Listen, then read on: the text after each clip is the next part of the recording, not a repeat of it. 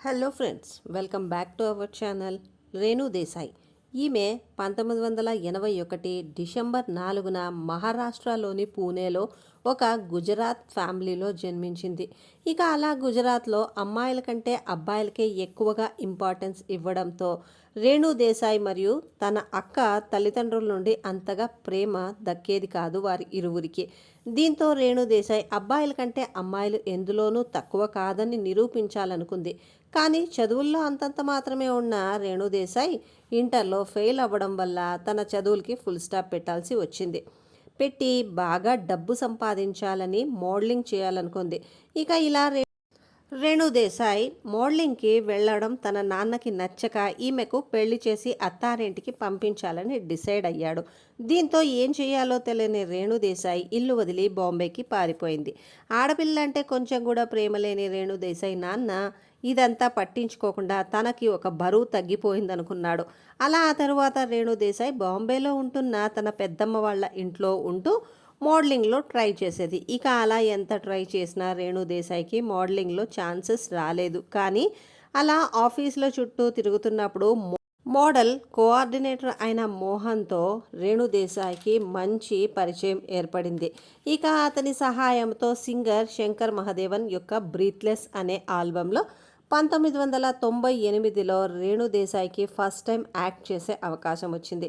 ఇక అలా ఆ ఆల్బమ్ రిలీజ్ అవ్వగానే వచ్చిన మంచి గుర్తింపుతో చిన్న చిన్న బ్రాండ్ అడ్వర్టైజ్మెంట్స్లో యాక్ట్ చేసే అవకాశాలు కూడా వచ్చాయి రేణు దేశాయ్కి.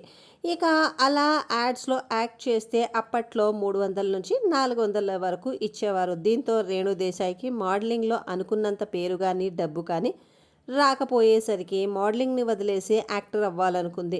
కానీ ఆమె అప్పట్లో చాలా లీన్గా ఉండడంతో బాలీవుడ్లో ఎంత ట్రై చేసినా ఛాన్సెస్ రాలేదనే చెప్పొచ్చు. ఇక అదే సమయంలో 1999లో ప్రభుదేవ యాక్ట్ చేసిన జేమ్స్ బాండ్ మూవీలో రేణు దేశాయ్ సెకండ్ హీరోయిన్గా సెలెక్ట్ అయ్యింది. కానీ ఆ మూవీకి ఫైనాన్షియల్గా కొన్ని ఇబ్బందుల వల్ల సెట్స్ మీదకి వెళ్ళడానికి కాస్త డిలే అయ్యింది. ఇక అదే సమయంలో బద్రీ సినిమాలో హీరోయిన్ కోసం పూరి జగన్నాథ్ గారు బాంబేలో వెతుకుతూ ఉన్నాడు. ఇలా ఈ విషయం తెలుసుకున్న రేణు దేశాయ్ కోఆర్డినేటర్తో కలిసి పూరి జగన్నాథ్ని కలుసుకోవడం జరిగింది. ఇక్కడ మీకు ఒక డౌట్ రావచ్చు, ఎందుకు మనకు తెలుగు ఇండస్ట్రీలో తెలుగు వాళ్ళు హీరోయిన్స్ లేరా అని.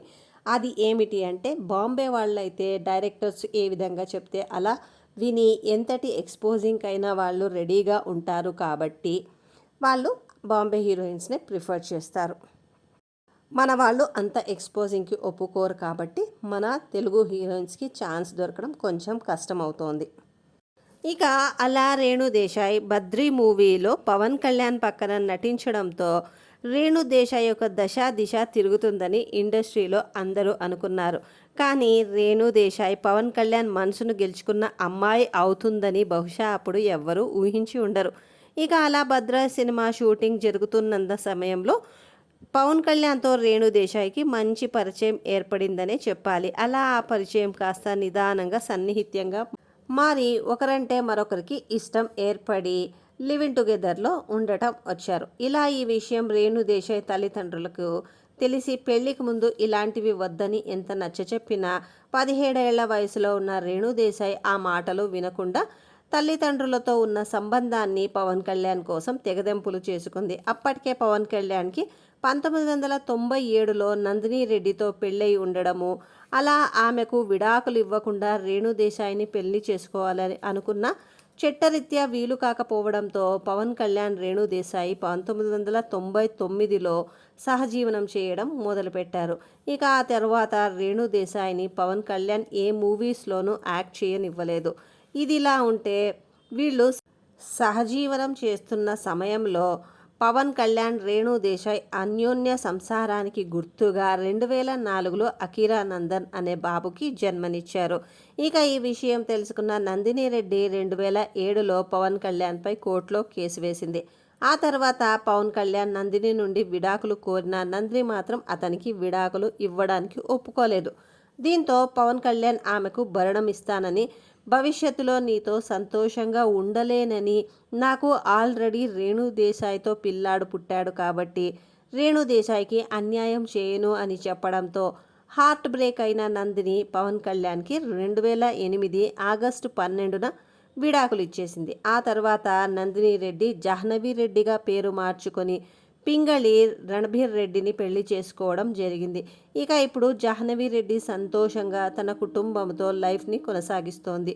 ఇదిలా ఉంటే అప్పట్లో పవన్ కళ్యాణ్ రేణు దేశాయ్ల సహజీవనం ఎంతో సంచలనం అయ్యిందో వీరిద్దరి వివాహం కూడా అంతే సంచలనంగా మారింది. ఎందుకంటే అదే సమయంలో చిరంజీవి గారు ప్రజారాజ్యం పార్టీని మొదలుపెట్టగా అపోజిషన్ పార్టీ వారు పవన్ కళ్యాణ్ సహజీవనంపై ఆరోపణలు చేయడంతో ఆ కాంట్రవర్సీని క్లియర్ చేయాలని చిరంజీవి గారు పవన్ కళ్యాణ్కి రేణు దేశాయ్కి 2009లో కుటుంబ సభ్యులు మరియు అత్యంత సన్నిహితుల సమక్షంలో ఇంట్లోనే పెళ్లి చేయడం జరిగింది. అంతేకాకోకుండా రేణు దేశాయ్ అప్పటికే మరోసారి ప్రెగ్నెంట్గా ఉండడంతో హడావుడిగా వీరికి పెళ్లి చేశారని చెప్పొచ్చు. ఇక ఆ తర్వాత వీరికి 2010లో ఆద్య అనే పాప కూడా జన్మించింది.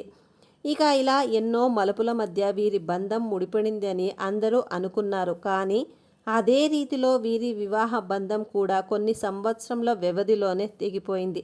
ఎందుకంటే 2012లో అధికారికంగా ఈ జంట విడాకులతో విడిపోయారు. ఇందుకు కారణం 2011లో తీన్మార్ షూటింగ్ సమయంలో పవన్ కళ్యాణ్ అన్నే లిజ్నివో కలవడం, అలా వీరికి మంచి సాన్నిహిత్యం పెరగడంతో పవన్ కళ్యాణ్ అటు రేణు దేశాయ్తో ఉంటూనే మరోవైపు అన్నా లెజ్నివోతో సహజీవనం చేసి ఒక పాపకు కూడా జన్మనిచ్చారు. దీంతో ఈ విషయాన్ని పవన్ కళ్యాణ్ రేణు దేశాయ్కి చెబుతూ తనకి విడాకులు కావాలని అడగడంతో హార్ట్ బ్రేక్ అయిన రేణు దేశాయ్ చేసేది ఏమీ లేక 2012లో పవన్ కళ్యాణ్కి విడాకులు ఇచ్చి తన 2 పిల్లల్ని తీసుకొని పూణేకి వెళ్ళి అక్కడే సెటిల్ అయింది.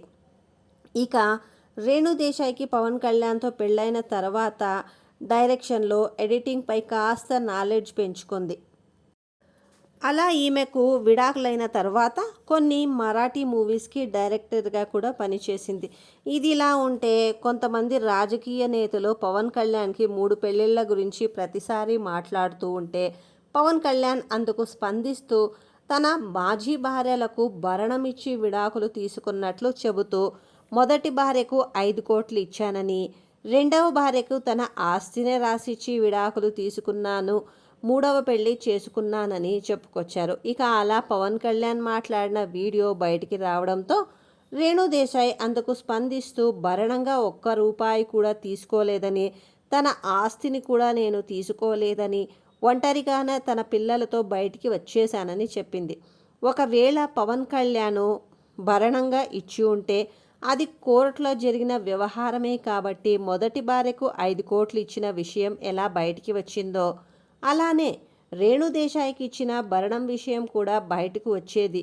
కానీ ఈ విషయం ఎక్కడా బయటికి రాలేదు.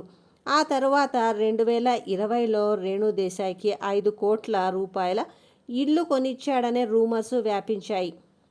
దీంతో సహనం కోల్పోయిన రేణు దేశాయ్ మళ్ళీ స్పందిస్తూ తన జీవితము మనుగడ కోసము ఒంటరిగానే పోరాడుతున్నాను అని, ఇప్పటి వరకు కనీసం తన తండ్రి దగ్గర నుండి కూడా ఏ రకమైన ఆర్థిక సహాయం ఆశించలేదని, అలాగే తన మాజీ భర్త నుండి ఎలాంటి ఇల్లు ఆస్తులను తీసుకోలేదని, అదే తన వ్యక్తిత్వం అని రూమర్స్ని కొట్టిపారేసింది. ఆ తరువాత రేణు దేశాయ్ కొంతకాలానికే రెండవ పెళ్లి చేసుకోపోతున్నట్లుగా ప్రకటించింది.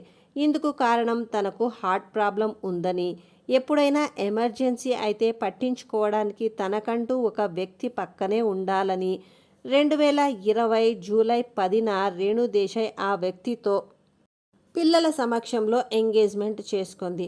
అలా ఆ ఎంగేజ్మెంట్ పిక్స్ని సోషల్ మీడియాలో అప్లోడ్ చేయగా పవన్ కళ్యాణ్ ఫ్యాన్స్ ఆగ్రహానికి గురి కావాల్సి వచ్చింది. దీంతో రేణు దేశాయ్ సీక్రెట్గా రెండవ పెళ్లి చేసుకొని తన భర్తను ఇప్పటి వరకు ప్రపంచానికి పరిచయం లేదనే చెప్పచ్చు. సో ఫ్రెండ్స్, తన కాళ్ళపైన తాను నిలబడే వ్యక్తి ఎప్పుడూ కూడా మనశ్శాంతిగా సంతోషంగా ఉంటాడు. అదే ఒక వ్యక్తి ఎదుటివారిపై ఎప్పుడూ కూడా డిపెండెంట్గా ఉండేవారు ఎవ్వరూ కూడా ప్రశాంతంగా మనశ్శాంతిగా ఉండలేరు. ఫ్రెండ్స్, ఈ వీడియో మీకు నచ్చింది అనుకుంటున్నాను. యాజ్ యూజువల్ నచ్చితే మన ఛానల్ని సబ్స్క్రైబ్ చేసుకోండి. అలాగే వీడియోని ఖచ్చితంగా లైక్ చేయండి, పక్కనున్న గంట సింబల్ని యాక్టివేట్ చేసుకోండి.